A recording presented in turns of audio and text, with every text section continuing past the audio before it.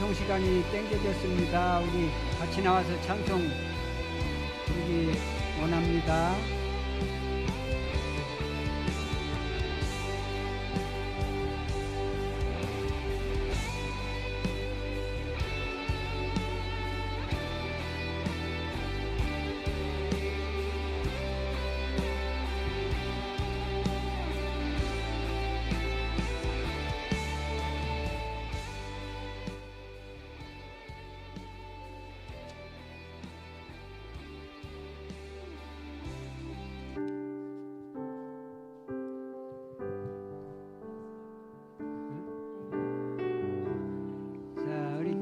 기도하고 시작하겠습니다. 하나님 아버지 감사합니다. 호흡 있는 자마다 여호와를 찬양할지어다 말씀하신 것처럼 우리가 찬양의 제사로 하나님께 영광 돌려드리게 하시고 우리 성도들이 더 열심을 품고 뜨거운 마음으로 뜨거운 가슴으로 찬양하며 감사하며 예배할 수 있도록 성령으로 역사하여 주시옵소서. 예수님의 이름으로 감사하며 간절히 기도합니다. 아멘. 우리가 지난주는 부활절 예배인데 이 사실은 날마다 오늘이 주일은 예수님이 부활하신 날이잖아요. 그래 부활 찬송 우리가 부활의 소망을 가지고 날마다 새 생명 얻는 그런 기쁨으로 우리가 신앙생활을 하야 그 역동적인 그 은혜가 충만한 열매 맺는 그런 믿음이 될 줄로 믿어요. 아멘. 우리 사람이 안 왔지만 우리 찬송하겠습니다.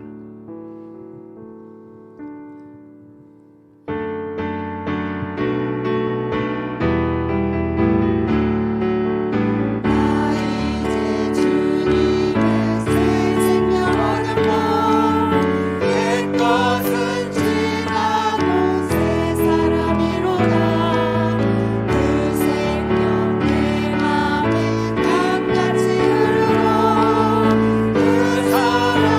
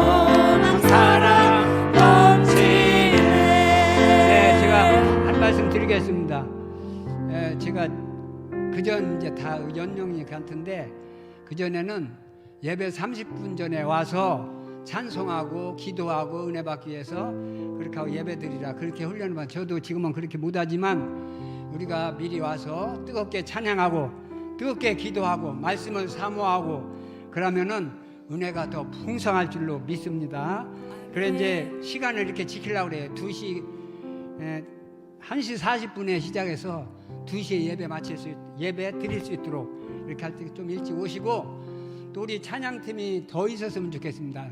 누구든지 은혜가 있고 기쁨으로 내가 일을 봉사하겠다는 사람은 언제든지 오셔서 같이 하면 좋겠습니다.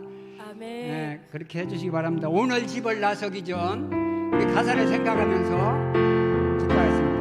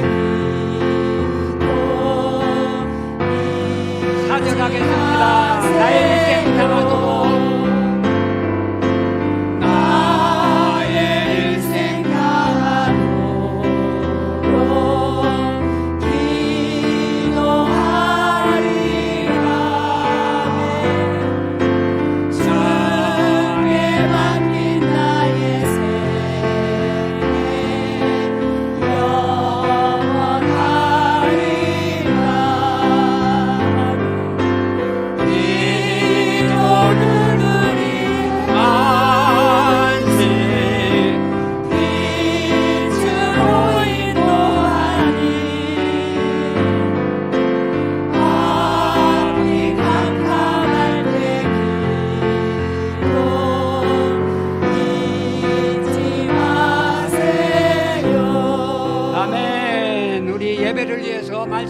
선포하실 목사님을 위해서 은혜 받기 위해서 우리 가승걸 목사님 현지에서 귀한 사역을 감당하는데 목사님을 위해서 우리 주여 하고 같이 기도하겠습니다. 주여! 아버지 하나님 감사합니다. 우리에게 귀한 은혜를 허락하여 주사오니 감사합니다. 예배를 통하여 찬양과 감사와 존귀와 영광을 받아주시고 말씀을 선포하실 목사님에게 성령의 능력을 던져 주시고 그 말씀이 생명이 되어 30배 100배를 거수도록 하여 주시고 다른 목사님 현지에서 아버지 하나님 봉사해갈 때 아버지 하나님 각가지 부상을 넘치게 하여 주고 임마누엘의 축복이요 삶을 영원히 시원하게 임하게 도와주시고 임마누엘의 복이 함께하여 주심으로 그 사역을 잘 감당하게 도와주시옵소서. 아버지 하나님 우리가 그 은혜 받게 하여 주시고 말씀이 뜨거워지게 하여 찬양이 뜨게 하여 기도가 뜨거워지게 하여 성령 충만하여 아버지 하나님께서 내게 주신 은혜를 무엇을 보다 할 수 있는 심령으로 살아가게 도와주시옵소서. 감사하고 예수님의 이름으로 기도드리옵나이다. 아멘. 전지전능하신 하나님 아버지, 창세전에 그리스도 안에서 우리를 택정하시고 예정하셔서 이 땅의 수많은 사람들 가운데 구별해서 하나님의 자녀로 이 땅에서 살아갈 수 있도록 인도해 주신 하나님을 찬양합니다. 사람들은 세상의 가치관을 두고 살아가지만 이제 우리는 내가 죽고 내 안에 그리스도가 꿈틀거리는 삶을 살면서 진정한 삶의 기쁨이 무엇이고 진정한 복이 무엇인가를 깨달으며 날마다 하나님 은혜 속에 살게 해주신 하나님을 찬양합니다. 오늘도 우리에게 말씀하여 주시고 그 말씀 속에 거하시는 주님을 통해서 우리가 다시 한번 우리를 돌아보는 복된 시간 되게 도와주옵소서. 주가 되신 예수 그리스도의 이름으로 감사하며 기도합니다. 아멘.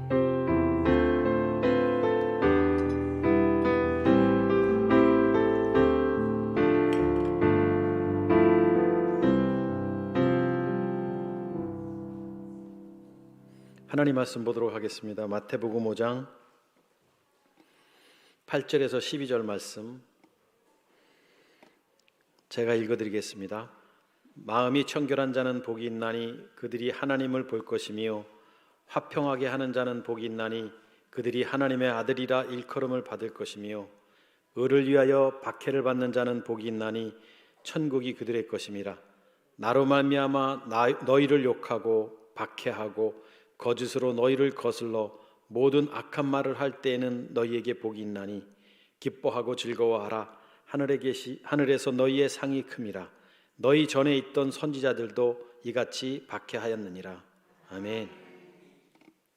할렐루야. 하나님의 자녀로 살아간다는 것은 굉장히 피곤한 일인 것 같습니다. 네. 좀 쉬고 싶은데 우리가 오후에도 모여서 또 예배를 드리잖아요. 네. 무엇이 소중한지를 알기 때문에 그렇죠. 물론 우리가 뭐 예배라는 것이 이렇게 예배당 안에서 드려지는 예배를 예배라고도 하지만 진정한 예배는 우리가 삶에서 하나님을 만나고 그 하나님의 은혜 속에 젖어 사는 게 그게 예배인 것입니다. 그래서 우리도 여러분의 삶의 현장에 가면 아, 저 사람이 진짜 그리스도인이네 라는 소리를 듣는 것은 예배 때문에 듣는 거예요. 그러니까 요즘에는 뭐 새벽 예배 열심히 나가고 수요 예배, 금요 기도에 뭐 예배란 예배를 다 드려도 아, 저 사람 그리스도인이네 이런 말 안 합니다. 근데 뭔지 모르게 교회를 나가는지 안 나가는지 모르겠지만 저 사람 보면 뭔가 달라. 근데 알고 봤더니 저 사람이 교회를 다니고 하나님을 믿는다 그러면 그래서 그랬구나. 그러니까 우리의 삶의 현장에서 하나님의 자녀로 살아가는 것은 굉장히 힘든 거예요. 왜냐하면 이 삶의 현장의 주인은 사단마귀 때문에 그런 거예요. 사단은 늘 우리를 우는 사자같이 두루 삼킬 자를 찾는다고 우리를 힘들게 하고 우리를 외롭게 하고 고통 가운데 있게 합니다. 그것과 싸워서 아무렇지 않게 살아간다는 것이 얼마나 힘든 일이겠어요. 그래서 여러분 때로는 부닥치는 일들이 있으면 그냥 부닥치십시오. 그거 갖고 막 하나님하고 기도하는 것도 좋으나 그러나 내가 당당하게 그리스도인답게 부닥치면서 살아가야 되는 겁니다. 사단하고 싸워서 우리가 질 이유가 어디 있어요? 내 안에 그리스도가 있다면. 물론 우리가 기도는 잘 해야 됩니다. 오늘 여기 주보에도 기도에 대한 글을 이제 보내서 올렸지만 정말 기도는요, 나의 필요를 아뢰는 게 기도가 아니라 하나님의 뜻이 이루어지는 게 기도예요.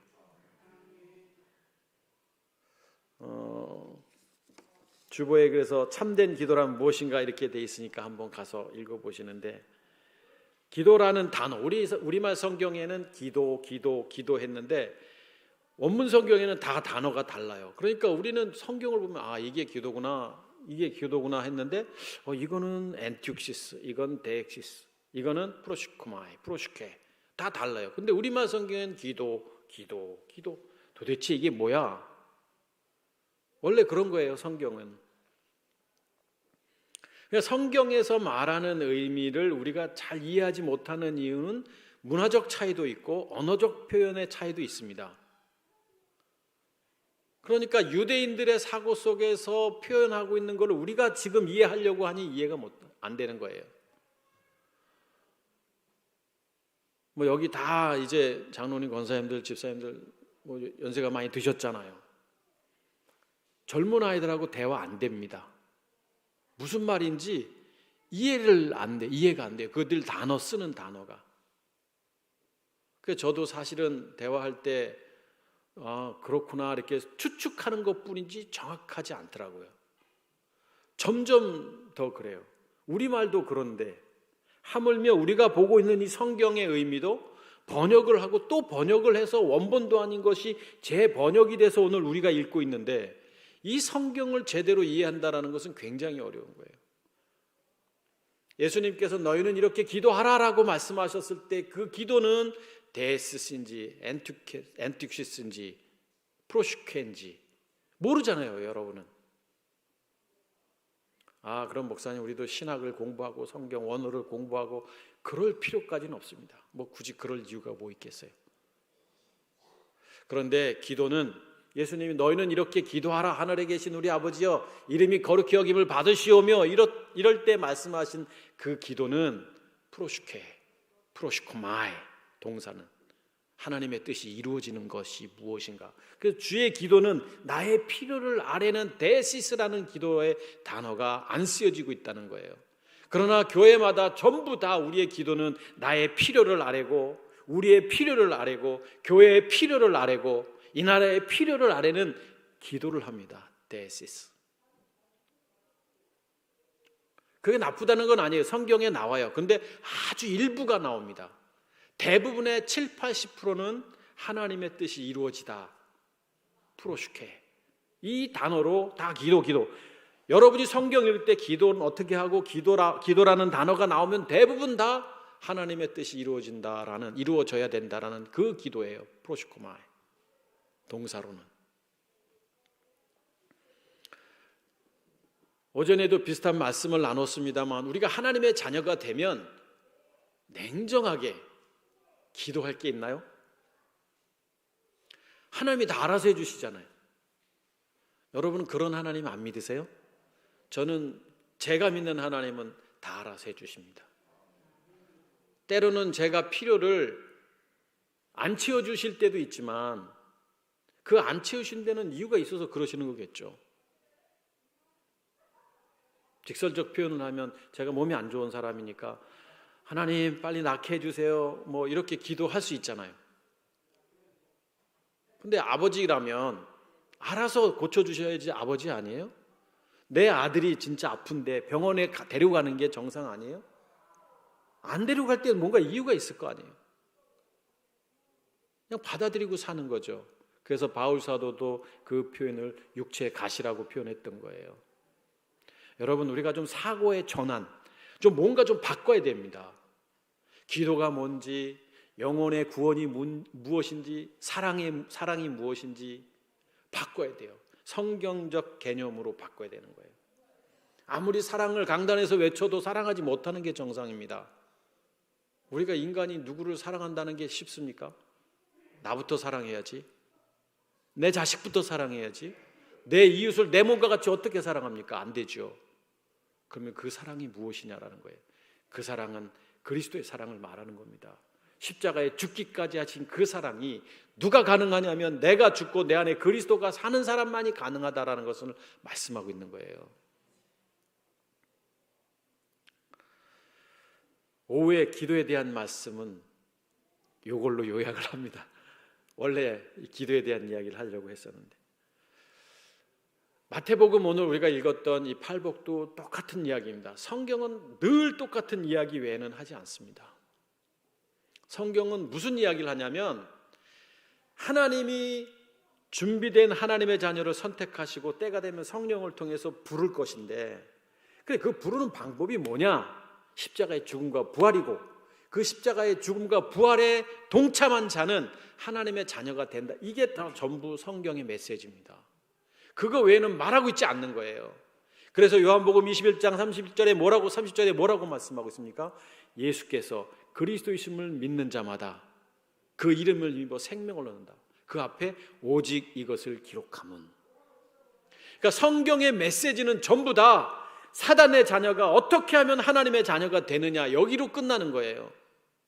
그 다음부터는 뭐예요? 내가 없는데요, 내가 죽고 내 안에 그리스도가 사는 삶인데요, 그럼 그 다음부터 내가 뭘 어떻게 하고 뭘 어떻게 해야 되고, 그리스도인이라면 이렇게 살아야 되고 이렇게 살아야 되고가 아니라 그리스도 그분이 사시는 거예요. 그 다음부터는. 그러니까 성경은 전부 다 하나님 자녀가 되는 게 어떤 거냐, 하나님이 기뻐하시는 게 어떤 거냐.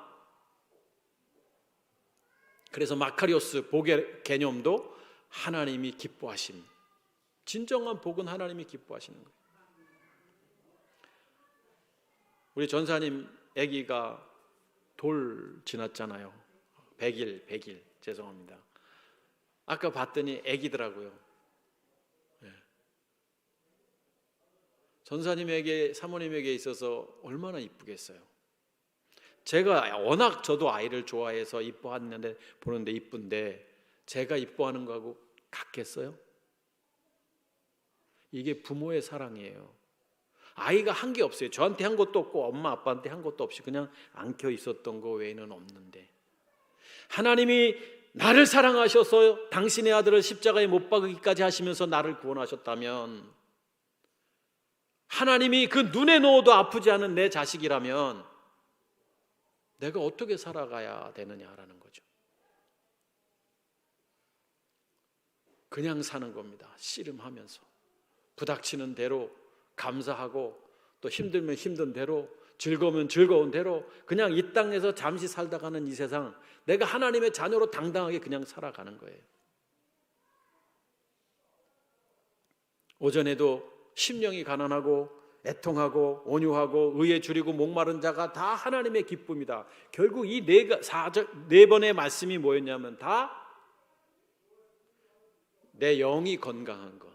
다시 말하면 사단의 자녀였다가 하나님의 자녀가 된 사람은 하나님의 기쁨이고, 그런 사람이 땅에 유업을 받는 것이고, 그런 사람이 천국이 그들의 것이다라고 말씀하고 있는 겁니다. 그러면 오늘 읽었던 본문도 마찬가지입니다. 마음이 청결한 자가 복이 있다. 그럼 감을 잡아야 돼요. 마음이 청결한 게 뭐예요? 이미 하나님의 자녀가 되면 마음이 청결한 겁니다. 마음이라는 카르디아라는 단어는 무언가를 결정하는 자리예요. 내 뇌를 말하는 거예요. 이 심장을 얘기하는 게 아니고. 그러면 내 뇌에서 뭔가를 결정합니다.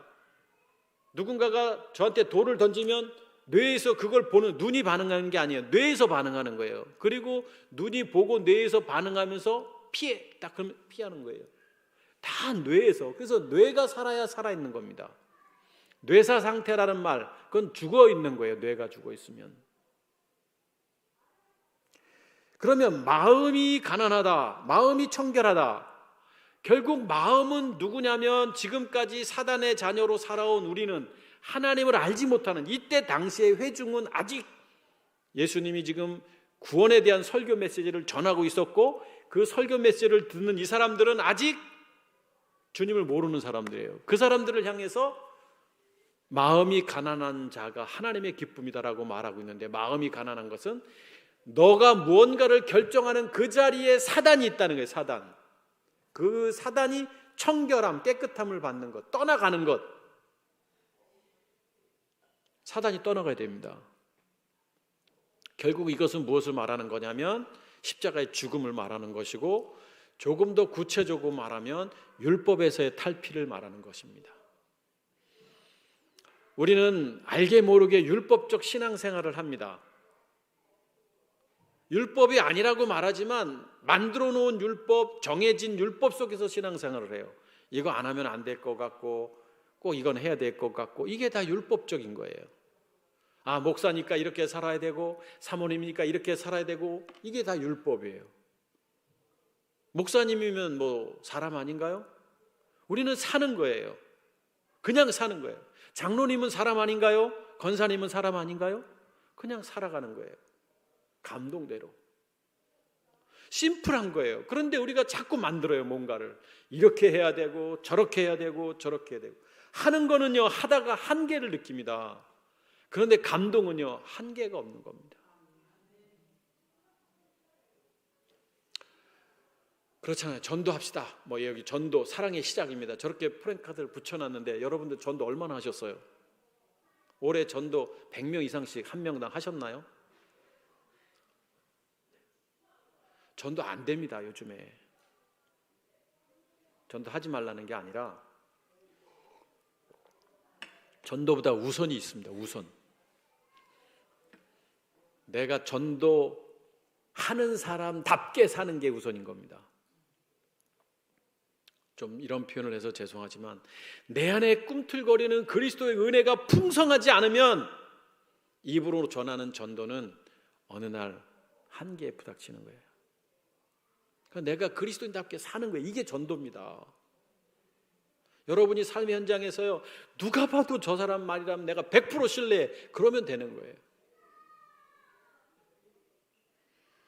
여기 와서 제 얘기를 가끔씩 해서 죄송한데 교회 전도를 잘 안 합니다. 저는 안 했다고 잘하는 게 아니라 해도 안 되니까.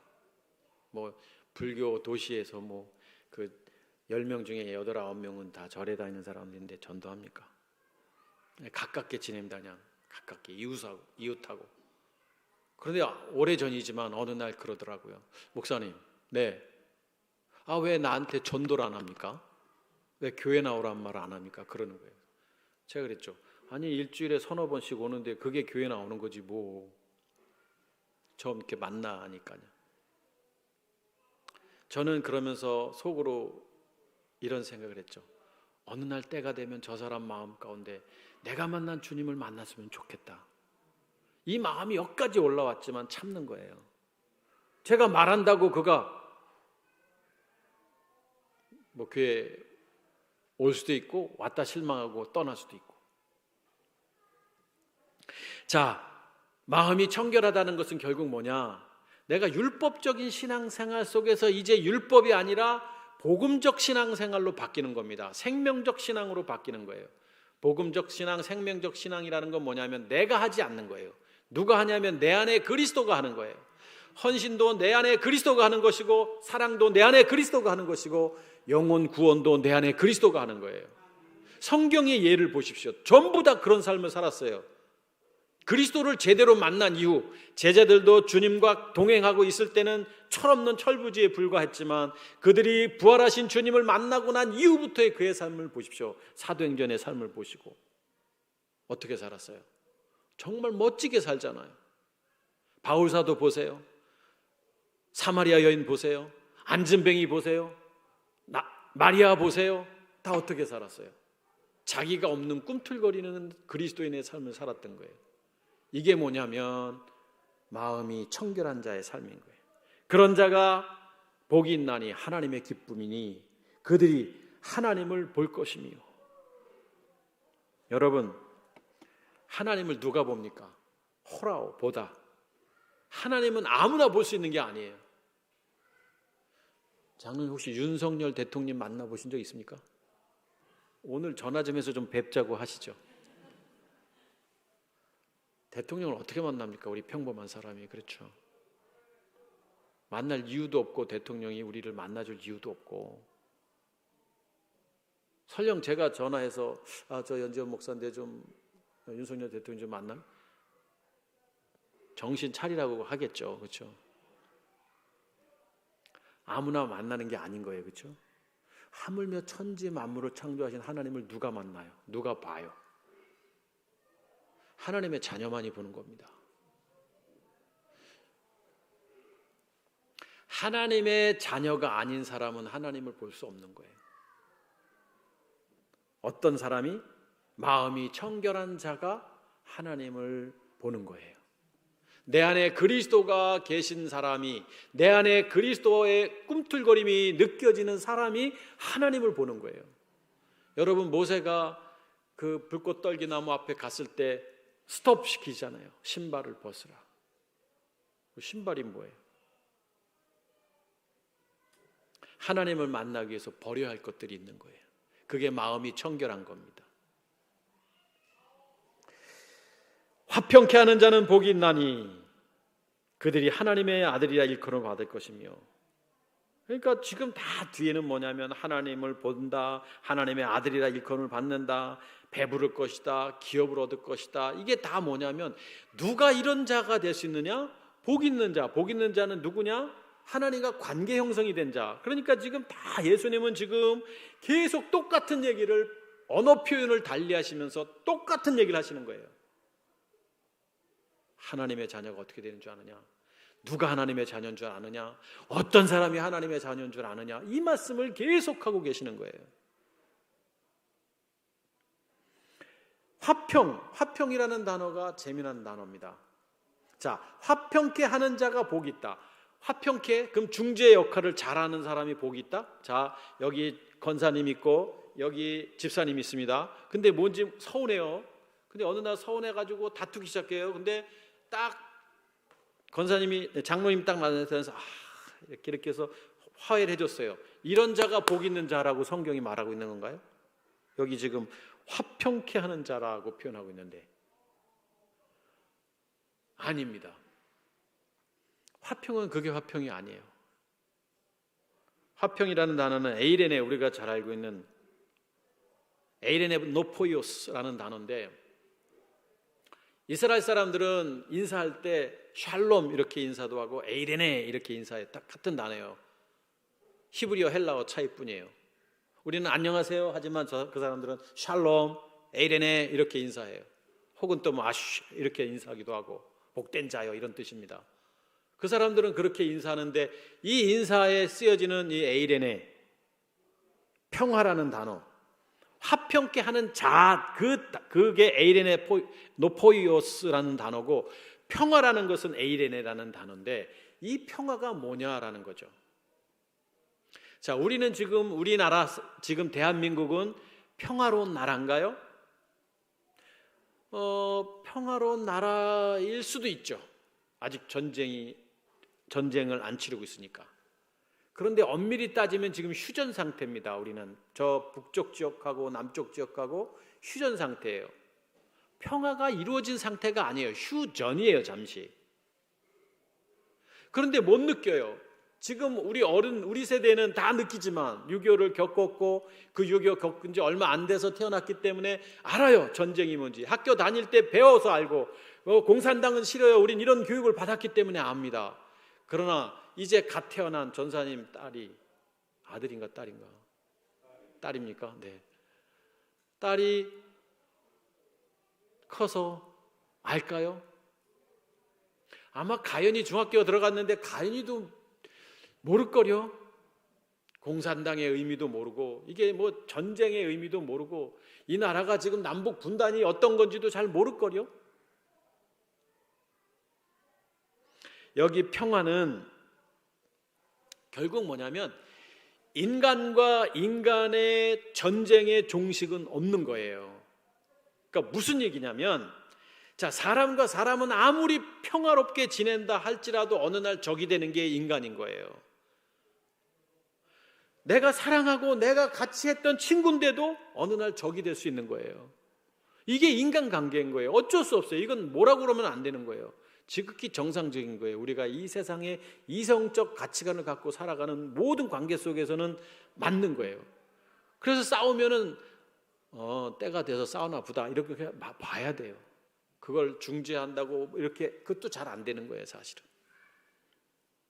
그러니까 좀 극단적인 표현을 해서 그렇지, 사람과 사람 속에서의 평화는 없습니다. 여기 쓰여지는 에이레라는 단어는 뭐냐면 하나님, 사단과의 영적 전쟁의 평화인 거예요. 그러니까 이 에이레라는 것은 뭐냐면 사단이 완전히 없어지는 게 진정한 평화인 거예요. 이것만큼 평화가 어디 있겠어요? 이것은 종말인 거예요. 우리 개인의 종말, 내가 사단의 자녀로 살다가 하나님의 자녀로 거듭나는 것, 이게 평화를 말하는 거예요. 나는 사단의 종노릇했고 내 아버지가 사단이었고 그 사단의 꿈틀거림 따라 나는 그렇게 살아왔는데 어느 날 내가 예수가 그리스도이심을 알게 되고 내가 거듭나게 돼서 하나님의 자녀가 됐을 때 이게 에이레낸 거예요. 이게 종결된 거예요. 전쟁이 종결된 거예요. 영적 전쟁의 종결. 그러니까 영적 전쟁의 종결이란 건 뭐냐면 사단의 자녀였다가 이제 하나님의 자녀가 돼서 이제 하나님의 자녀로 살아가는 그게 바로 전쟁의 종결. 이게 에이레네. 이게 화평케 하는 자. 이런 자가 하나님의 기쁨이요. 여러분, 내 안에 사단이 꿈틀꿈틀거리고 교회를 열심히 다니고 신앙생활 한다가 하면 하나님이 기뻐하실까요? 아닌 거예요. 좀 이런 표현을 자주 해서 죄송합니다만 열심히 성실하게 살고 정말 남 돕고 막 있는 거 없으면 있는 대로 없는 대로 다 도우면서 살는데 교회를 안 다니고 절을 다녀. 하나님이 기뻐하실까요? 똑같은 거예요, 여러분. 다시 말하면 내 안에 꿈틀거리는 이 사단이 떠나갈 때 하나님이 평화를 선언하시는 거예요. 이게 지금 화평케 하는 자, 복 있는 자고 그들이 하나님의 아들이라 일컬음을 받는다는 거예요. 하나님의 자녀됨이라는 거예요. 그러나 많은 사람들이 이런 과정도 없이 그냥 교회만 나오면 하나님의 자녀가 된 줄 알고 그렇게 살다 보니까 신앙이 자라지 않고 성숙하지 않고 그러니까 눈에 보이는 거 보고 상처받고 눈에 보이는 거 보고 마음에 아픔이 있어서 교회를 떠나는 사람들이 얼마나 많아요. 본인이 준비가 안 된 건 생각 안 하고.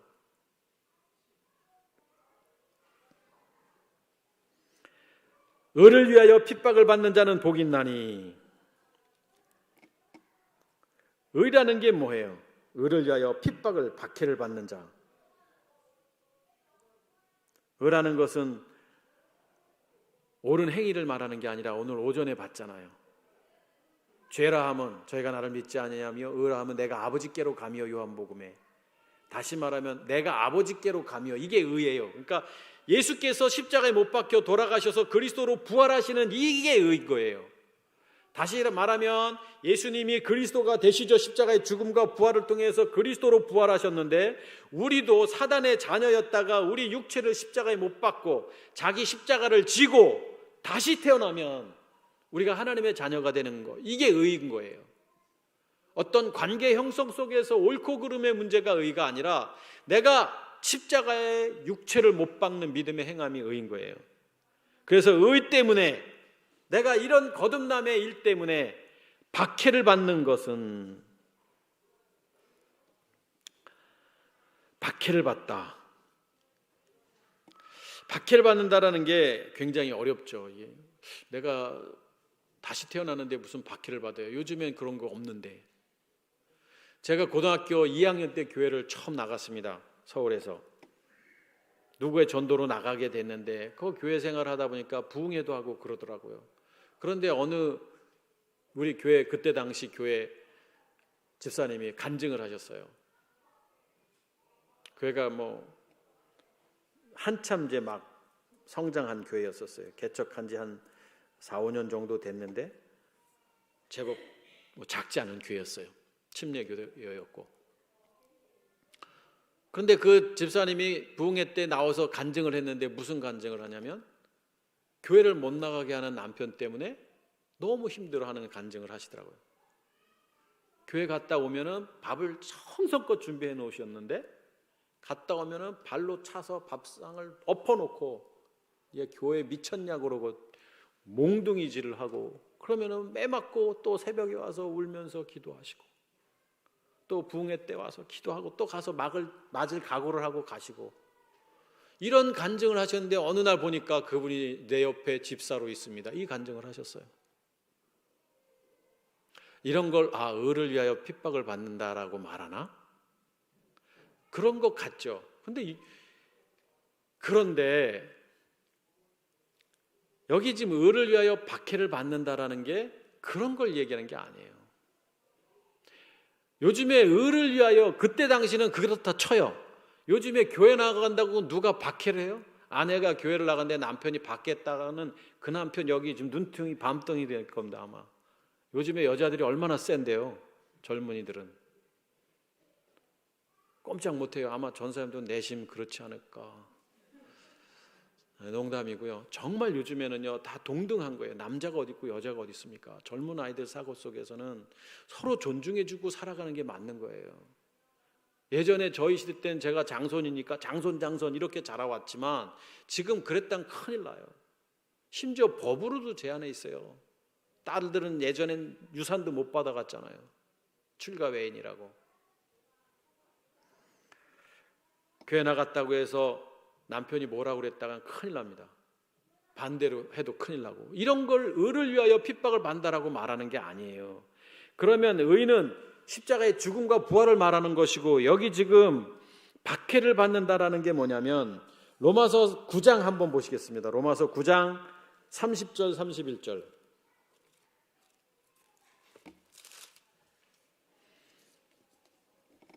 그런즉 30절만 보겠습니다. 그런즉 우리가 무슨 말을 하리요? 의를 따르지 아니한 이방인들이 의를 얻었으니, 여기 의를 따르지 아니한 이방인들이 뭐예요?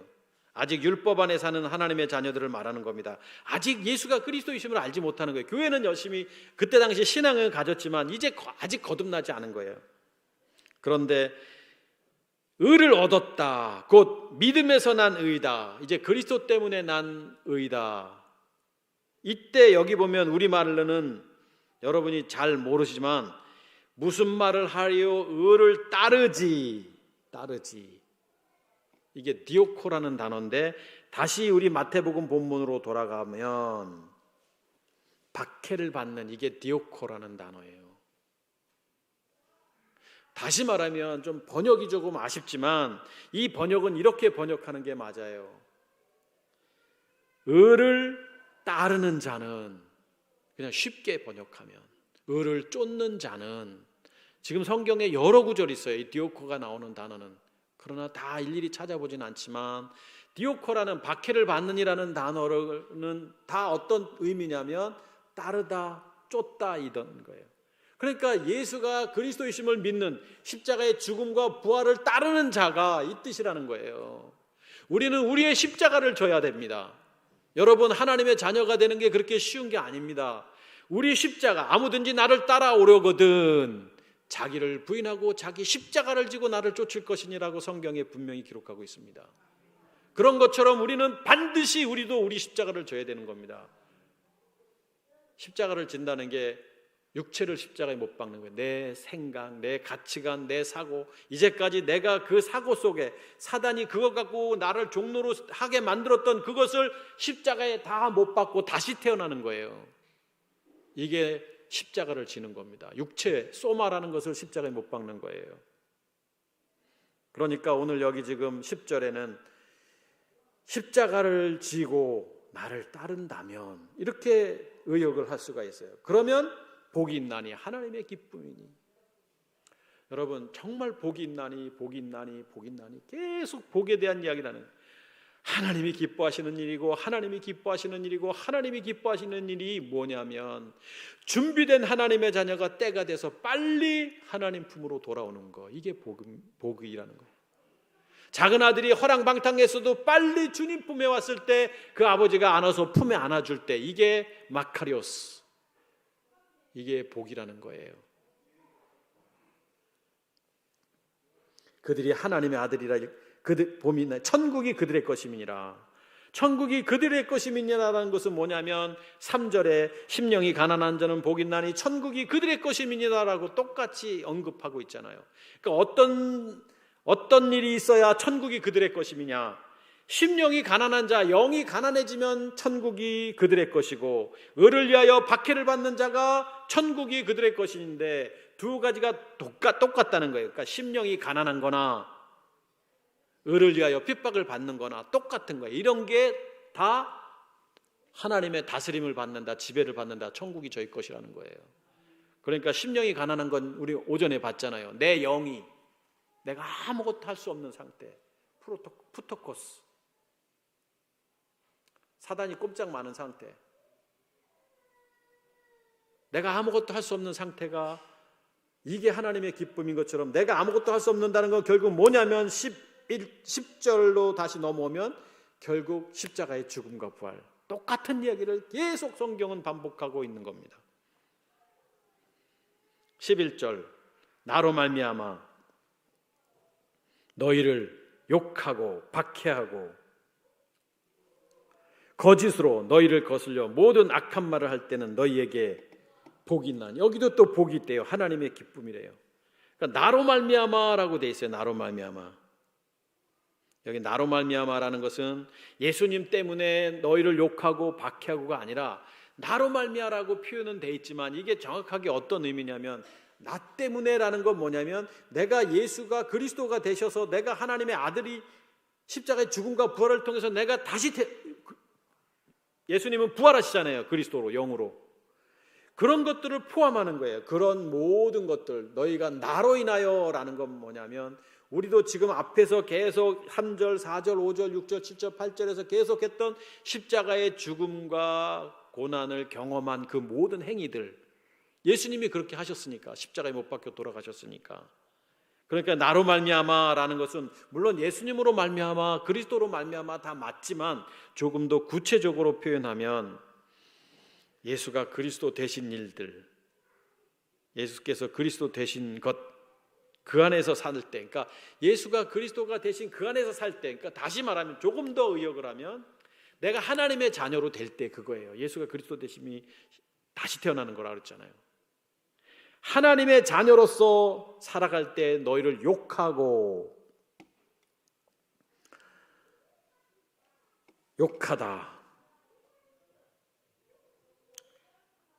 우리가 하나님의 자녀로 살아가는 것은 사단의 방해를 받는 것입니다. 욕하고 박해하고, 사단이 우는 사자같이 두루 삼킬 자를 찾는다고 했어요.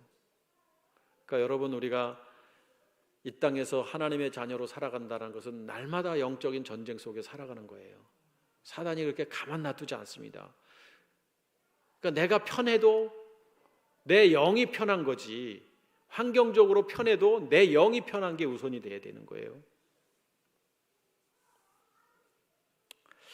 그러니까 그러면 이럴 수 있잖아요. 목사님, 그럼 우리는요, 하나님 믿는 사람들 맨날 그냥 긴장하고 막 이렇게 살아야 되나요? 그게 아니라 그냥 당당하게 살아가는 거예요. 사단이 감히 우리를 어떻게 건드립니까? 우리 힘들게 하죠. 사단이 우리 안에 이제 못 들어와요. 떠나갔기 때문에. 사단이 떠나갔잖아요. 죽었잖아요. 십자가에서. 그래서 이제 우리 안에 그리스도가 들어왔잖아요. 근데 툭툭 친다고요. 이렇게 물질로 치고 인간관계로 치고 또 이 모양 저 모양으로 막 치는 거예요. 우리를. 그거 안 흔들리면 돼요. 흔들릴 수 있지만 바로 서면 돼요. 이런 걸 말하는 거예요. 지금 우리를 힘들게 하더라도 우리는 흔들리지 말아야 되는 거예요. 거짓으로 거슬리고, 이게 뭐냐면 이게 맞는데 그거 아닌데 이게 맞아 이거야 그거 아니야 막 이간질하는 거예요. 누가 그랬어요? 바리새인들이 그렇게 했어요. 이때 당시에 율법학자들이. 모든 악한 말을 할 때는, 이 악한 말이라는 게 막 쌍욕을 하는 게 아니라 복음에 어긋난 말들을 말하는 거예요. 이단자들이 전하는 그런 것들 다 악한 말이겠죠. 가끔 여러분 TV 보면 상생방송 합니다. 어떻게 돌리다 보면 그게 나와요. TV도 안 보는 사람. 그럼 그 사람 딱 듣다 보면 야, 진짜 말 잘하고, 그걸 듣다 보면요, 거기 예수님도 언급해요. 그 사람들은요. 그러면 딱 듣다 보면 막 예수님을 좋게 표현을 하더라고요. 그러면서 갑자기 불교 그 부처로 넘어가고 막 그래요. 그 사람들은 듣다 보면 좋네 막. 이게 다 악한 말인 거예요. 좋은 말같처럼 하지만 진리에서 벗어난 게 다 악한 말인 거예요. 여러분, 그때는 너희에게 복이 있나니 내가 복음 때문에 남들이 그 거짓된 진실에서 어긋난 말들 듣고 살 때 이게 복이 있나니. 12절 기뻐하고 즐거워하라. 할렐루야. 기뻐해야 합니다. 내가 다시 태어났는데 기뻐해야 하죠. 내가 다시 태어났으니까 즐거워해야죠. 하늘에 계신 하늘에서 너희의 상이 큼이라. 저는요 하나님 앞에 가서 상 받는 거 뭐 생각해 본 적도 없지만 저는 가는 그 자체만으로도 행복한 사람이에요. 이 세상하고 어떻게 우리가 비교할 수 있겠어요? 하나님 품에 앉아서 우리가 사는 걸 상상해 보십시오. 영원토록 세세 무궁 영원토록 이 땅에서 잠시 나그네와 같은 나그네 같은 인생의 삶을 사는 동안 고통을 좀 당하더라도 영원히 하나님 안에서 평안하게 기쁨으로 사는 사람이 있고, 이 땅에서 부유하게 편안하게 살다가 지옥에 가서 내 형제들에게는 제발 이곳에 오지 않게 해주십시오라고 이랬던 자가 있잖아요.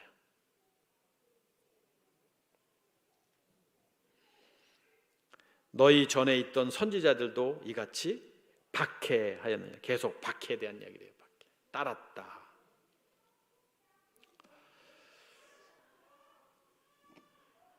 하나님의 자녀로 살아가는 기쁨이 풍성하기를 축복합니다. 집사님들, 권사님들, 장로님들,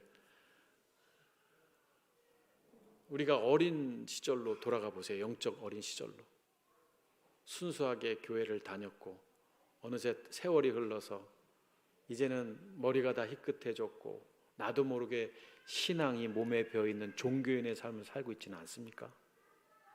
처음에는 안 그랬던 것 같은데, 꿈틀거리는 기쁨이 있었던 것 같은데, 어느 날 시간이 흘러서 나이가 들고 세월이 흐르다 보니까 내 신앙이 어느 날 뭔가 모르게 이렇게 돼 있는 걸 느끼지 않습니까? 지금이 기회입니다. 지금이 다시 내가 진짜 주님을 만날 기회입니다. 내가 죽고 내 안에 그리스도가 사는 삶을 사십시오. 그것이 하나님의 기쁨이고 그것이 여러분과 제가 이 땅에서 승리하는 것입니다. 기도하겠습니다. 우리 이 시간에 한번 합심해서 통성으로 한번 기도했으면 좋겠습니다. 무엇보다도 우리 자신을 위해서 한번 하나님 앞에 하나님의 뜻을 추구하면서 기도했으면 좋겠습니다. 이 땅의 많은 사람들 속에, 수십억의 인구 속에 나를 사랑하시는 하나님을 여러분 만났습니까? 그 하나님이 내 아버지시라면 내가 이 땅에서 무엇이 두렵고 무엇이 내게 어려움을 주고 힘든 문제를 주겠습니까? 우리가 주님을 잘못 만났기 때문에, 잘못 알기 때문에 오는 문제는 아니었습니까? 이 시간에 우리가 기도할 때에 내 자신을 한번 내려놓고, 주님, 이제 내가 십자가에 내 육체를 못 받고 다시 태어난 자답게 살기를 원합니다. 그래서 이제는 바울사도와의 고백이 내 고백이 되고, 그 하나님의 은혜 속에서 이제는 주님이 꿈틀거리는 삶을 살겠노라고 우리 한번 합심해서 통성으로 기도하며, 주님께서 인도해 주시는 대로 우리 한번 합심해서 주여 삼창하고 통성으로 기도하겠습니다. 주여, 주여, 주여. 전능하신 아버지 하나님 감사합니다. 하나님, 우리의 삶 속에서 날마다 하나님 은혜를 부어주시고, 이제는 아버지 하나님 율법이 아니라 복음 안에서 하나님의 자녀가 되게 하시고, 세상에 줄 수 없는 기쁨과 은혜를 주신 하나님을 이 시간 찬양하기를 원합니다. 이 땅의 수많은 사람들 가운데 구별해서 우리를 하나님의 자녀가 되게 하시고, 세상 사람들과는 다른, 정말로 신분이 다른 존재로 우리를 삼아주셨음에도 불구하고 아직도 율법 안에 머물러 있다면, 하나님이 율법 안에서 복음의 생명의 씨앗을 우리가 다시 한번 경험하고, 우리의 육체를 십자가에 못 박고 다시 태어난 믿음의 자녀로서의 삶을 살아갈 수 있는 놀라운 은혜가 하나님 우리 마음 가운데 꿈틀거릴 수 있도록 역사하여 주시기를 원합니다. 아버지 하나님, 참으로 우리를 사랑하시는 하나님을 이 시간 찬양합니다. 하나님, 우리가 아버지 하나님 첫사랑을 다시 한번 회복하고, 이제는 진정으로 복음이 무엇인지를 깨달았기에 율법에서 복음으로 나아가고, 내 육체를 십자가에 못 박는 믿음의 행함을 통해서 정말 진정으로 하나님의 기쁨을 누릴 수 있는 자들이 되기를 소원합니다. 아버지 하나님 역사해 주셔서 하나님의 은혜가 우리 안에 이 땅의 수많은 영혼들이 정말로 주님을 참으로 만나서 주님의 은혜를 받을 수 있도록 아버지 하나님 역사해 주시옵소서.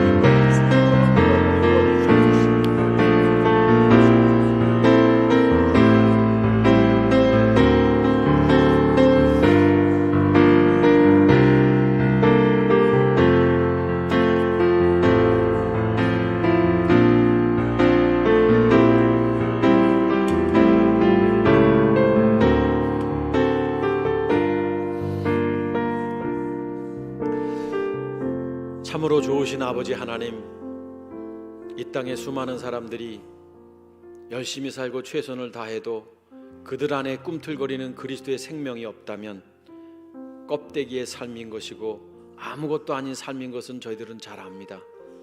오늘도 진정한 복이 무엇이고 하나님의 기쁨이 무엇인가를 깨닫게 해주신 하나님을 찬양합니다. 이 땅의 수많은 사람들이 속히 주님 품으로 인도되어서 우리가 누리는 기쁨을 그들도 누리며 참 행복 속에 살아갈 수 있도록 주님 역사하여 주시옵소서. 내 아내가, 내 남편이, 내 자식이, 내 형제가, 내 며느리가, 내 아들이, 내 사위가 예수가 그리스도이심을 믿고 생명을 얻어서 함께 하나님을 찬양하는 복된 은혜가 넘치도록 역사하여 주옵소서. 이제는 우리 주 예수 그리스도의 은혜와 아버지 하나님의 극진하신 사랑과 성령께서 예수가 그리스도이심을 증거하는 믿음의 역사가 이 땅에 속히 임할 수 있기를 간절히 축원하옵나이다. 아멘.